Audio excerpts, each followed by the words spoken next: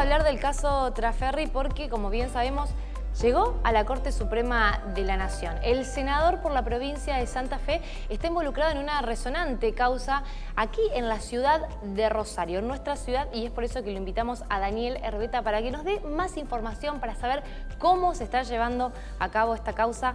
Muy buenas noches, Daniel, gracias por estar con nosotros. No, por favor, buenas noches y gracias por la invitación. Bueno, en realidad yo no desconozco el estado de lo que es la causa en sí. Lo que llegó a la Corte y la Corte dictó resolución es una discusión respecto de la validez y el alcance de una protección que tienen los legisladores de Santa Fe.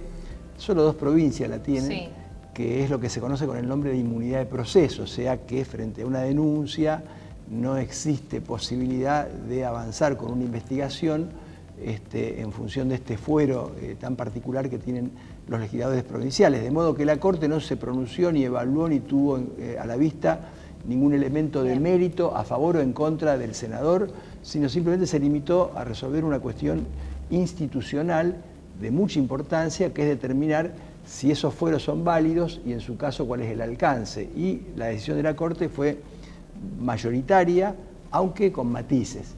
2 ministros de la Corte dijeron que se podía llamar a audiencia imputativa a un legislador. Un ministro de la Corte dijo que se podía llamar a audiencia imputativa, pero que ya se había hecho y por lo tanto no hacía falta hacerlo. Otros 2 ministros dijeron que no, que hay que respetar estrictamente la Constitución de la provincia y no se los puede investigar ni llamar siquiera audiencia imputativa. Y bueno, un poco en soledad, el voto mío, que consideró que, digamos, a esta altura de los tiempos, esa norma constitucional de la provincia ha quedado fuera de tiempo por lo que ha pasado, no solo en el mundo social, político, sino también en el mundo jurídico, especialmente después de la reforma de 1994. Y bueno, ahora, contra esa decisión de la Corte, que anula la decisión del juez Mascali, el juez Mascali había habilitado la investigación, han interpuesto recurso extraordinario ante la Corte Nacional los fiscales que están actuando en el caso, y la Corte de la provincia debe ahora pronunciarse sobre si declara admisible o no ese recurso. Si la Corte rechaza este recurso interpuesto por los fiscales eventualmente podrán ir en queja directa ante la Corte Nacional. Si la Corte lo concede, ya la Corte Nacional queda habilitado para tratar el tema. Quedaría un poco en offside, ¿no? Si la Corte, digo, esto no es para adelantar ningún tipo de votación, lo más mínimo, pero es una instancia más judicial que, tendría que resolver. No habría, me parece, muchos argumentos para rechazar esa solicitud excepcional. Bueno, el derecho tiene distintas interpretaciones e incluso distintos puntos de partida, y por eso se explica que haya a veces sentencias diferentes, pero bueno, habrá que ver qué evalúan los integrantes del tribunal. Si consideran que no hay ningún agravio constitucional, probablemente lo rechacen al recurso. Si consideran que hay algún agravio constitucional, eventualmente, aun cuando hayan opinado de otra forma, podrían llegar a concederlo. Generalmente cuando uno, digamos, resuelve de una manera, no es sencillo que después conceda el recurso extraordinario. Pero quiero hacer una aclaración. Yo digo todo esto porque parto de una base que es que, y el otro día lo escuchaba con interés al ministro de la Corte, Rosati, que es que esta vieja idea, casi de una idea del siglo pasado, de que los jueces solo hablan por sus sentencias, ha quedado totalmente también fuera de tiempo. Es decir, vivimos una revolución tecnológica, comunicacional, vivimos la necesidad de la transparencia pública, del acceso a la información. Me parece que los jueces tenemos la obligación de explicar el sentido de nuestros fallos. En este caso yo lo hago sobre mi voto, que es un voto minoritario, porque las decisiones nuestras son actos de gobierno, y como actos de gobierno deben ser públicos, deben ser transparentes, deben ser conocidos. Yo no puedo mandar a un ciudadano a leer mi voto, porque seguramente se le va a ser muy difícil encontrarlo. De modo que quiero con esto, en alguna manera, también justificar mi presencia en la mesa, porque me gusta dar la cara y me gusta explicarle a la gente estas cuestiones que tienen, en este caso, un interés institucional muy importante para la provincia. Bueno, te agradecemos que haya sido 52 minutos la mesa para hacerlo.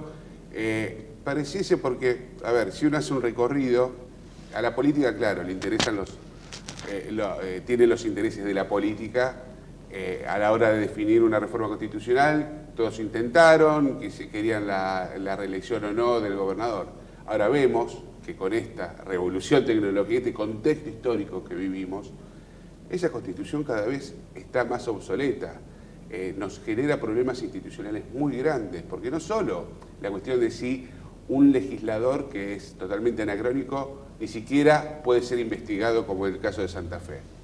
Tenemos problemas de cómo se eligen los diputados, cómo garantizamos la paridad de género en el Senado, cómo los jefes comunales que no pueden estar cada 3 meses en elecciones, en fin. Un sinnúmero de situaciones que esta Constitución nos está llevando a un problema institucional muy grande, me parece. Sí, y a esos temas se suman muchos otros. En primer lugar, una Constitución que fue una Constitución de avanzada en aquel momento, hoy es una de las más probablemente anticuadas que tiene la República Argentina. De un lado, la necesidad de adecuar nuestra Constitución provincial a todo lo que ha sido la reforma del año 94 a nivel nacional. La mayoría de las provincias se adecuaron a la reforma constitucional del 94, que marcó un paradigma fundamental en materia de derechos humanos, en materia de autonomías. De otro lado, bueno, muchísimas cuestiones que tienen que ver precisamente con la independencia del Ministerio Público Fiscal, que está prevista en la Constitución Nacional como un órgano autónomo en la Constitución, de la defensa pública, que tiene que ver con la periodicidad de los cargos. Hoy nosotros tenemos legisladores, el Senado por caso, que tienen reelección indefinida. El Senado es un poder contramayoritario porque, a diferencia de diputados, digamos, en un departamento determinado un senador puede ser senador con 4.000 votos, en otro con 20.000. Claro. En el departamento de Rosario necesita muchísimos más. De modo que me parece que la periodicidad en los cargos es un sano principio republicano, como lo es también la periodicidad en los cargos de jueces. Los jueces tenemos estabilidad, la estabilidad tiene que ver con la independencia de un juez, pero bueno, la estabilidad no puede ser nunca perpetuidad. Nadie se muere en el cargo, solo los reyes mueren en los cargos. Y en una república obviamente no hay reyes. ¿Estás a favor entonces de que tengan un periodo determinado? Bueno, yo creo que hay un tiempo en donde los jueces debemos emprender, digamos, la retirada. Podemos discutir si son 65 años, me pareciera que una edad donde un juez puede estar en muy buenas condiciones. La Constitución Nacional marca un claro límite, 75 años de edad. Bueno, son cuestiones que deben discutirse y no hay ninguna duda que es imprescindible una reforma de la Constitución de la provincia de Santa Fe. Vos hacías referencia a la independencia del Ministerio Público de la Acusación, un organismo que, la verdad, le dio muchísimo, porque hay que ser justo, vos sos docente de Derecho Penal, me parece que le dio muchísima dinámica y que permitió que fluyera y se esclareciese mucho más rápido un montón de casos. Tenemos también, por supuesto, el caso Traferri ahorita, algunos funcionarios altos de la jerarquía de esa institución que quedaron muy comprometidos con casos de corrupción. Ahora, eso se fue socavando esa independencia, ¿no? Bueno, yo personalmente, con todo respeto, interpreto que la ley por la cual la legislatura asumió y se atribuyó la potestad disciplinaria es una lesión seria a la independencia y la autonomía del Ministerio Público Fiscal. Y es casi inédito, no existe en el mundo, existe solo en Santa Fe. Este es un tema que los legisladores, yo como ciudadano, como integrante de un tribunal, yo apelo a que puedan reflexionar sobre esta cuestión. No es bueno tener un poder, un Ministerio Público Fiscal que pueda eventualmente, porque si no dependemos de las personas. Y mañana viene Juan, viene Pedro, y yo tengo un instrumento de domesticación justamente de quienes deben definir la estrategia de persecución penal en la provincia. Y de paso digo algo muy simple. Hay dos formas de medir el éxito de la reforma, esta reforma tan importante que todos los partidos políticos votaron en su momento. La inició el gobernador Obey, la completó el gobernador Wiener, el gobernador Bonfatti, y los resultados son por demás de óptimos. Tiene problemas, sí, tiene asimetrías regionales muchísimas por la particularidad de la provincia, que es muy extensa. Tomemos Rosario por caso, que es una ciudad con una dinámica de la conflictividad violenta y no violenta, económica, enorme. Miren, las investigaciones y los resultados que ha tenido el Ministerio Público Fiscal de Rosario del 2014 a hoy eran impensables antes del 2014. Impensables antes del 2014. Yo he ejercido la profesión durante muchos años. El sistema anterior no fue peor porque había funcionarios comprometidos, jueces comprometidos, pero verdaderamente era una fábrica de producir impunidad a nivel industrial. Porque estaba programado estructuralmente para que fuera así. Hoy las diferencias, si yo comparo este sistema con el anterior, directamente trazo 10 indicadores y el resultado es 10 a 0. No es la forma de medir, la forma de medirla es otra, es determinar cuáles son los objetivos que uno persigue y los indicadores para medir el grado de alcance de esos objetivos.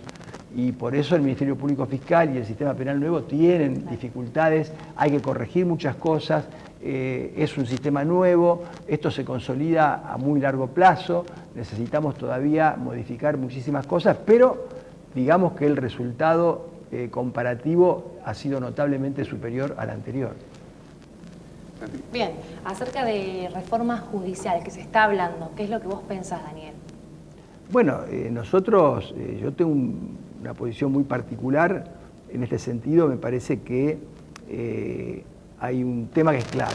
Sí. No podemos enfrentar la conflictividad del siglo XXI con un sistema y una estructura judicial y con procesos de trabajo que fueron pensados en la Edad Media, que fueron conceptualizados en el siglo XIX y que vienen prácticamente de la época de la colonia. Claro.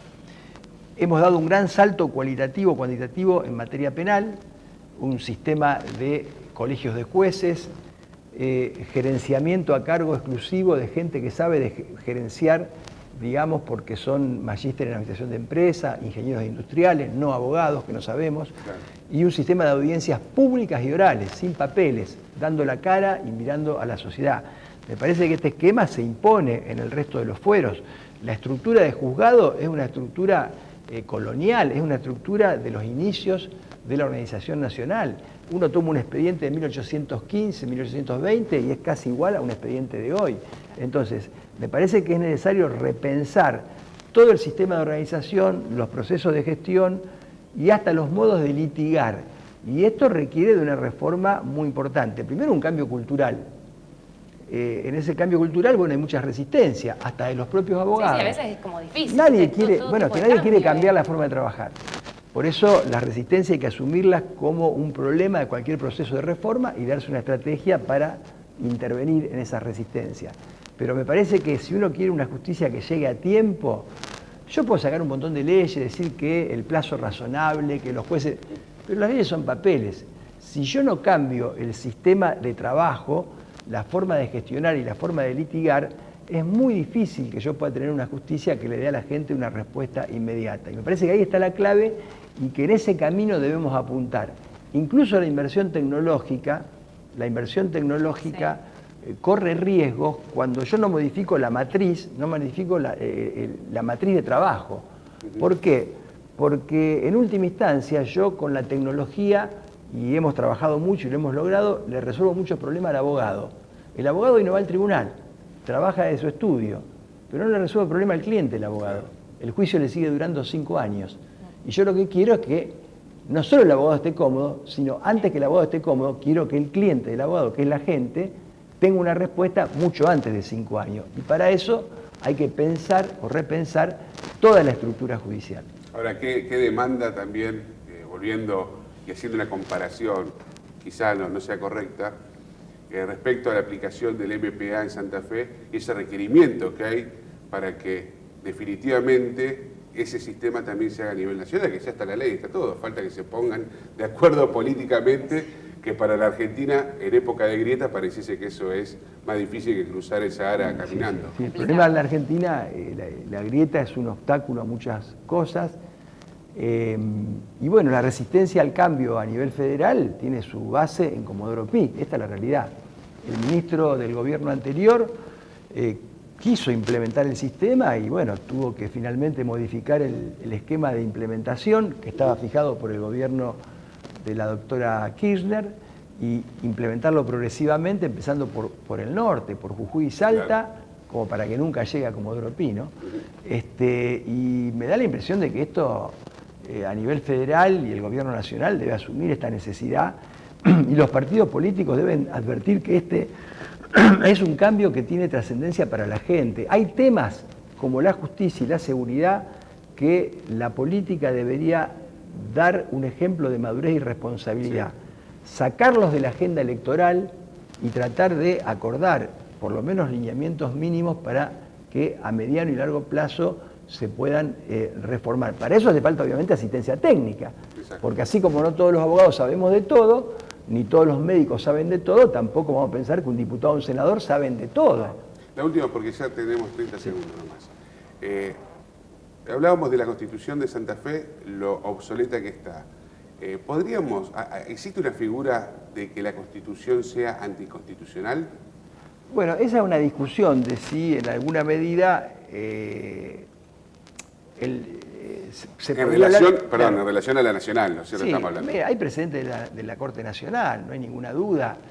Cuando una norma de una constitución local o provincial, después de la reforma del 94, se sale del sistema republicano, se sale del sistema institucional que prevé la reforma del 94 e incluso de los compromisos internacionales que la Argentina ha asumido, se podría eventualmente decir. La Corte Nacional ha utilizado expresiones como que una norma se torna inaplicable o ha quedado desfasada o ha perdido virtualidad.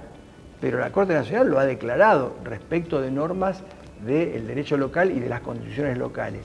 Y por eso, incluso en el voto mío, obviamente no ha sido mayoría, yo confirmé la decisión del juez Mascali declarando inaplicable esa norma que prevé una protección que yo considero hoy ya no tiene sentido, no tiene fundamento y puede llegar a convertirse de una inmunidad necesaria para un legislador en un privilegio antirrepublicano. Muchas gracias. No, gracias, Daniel.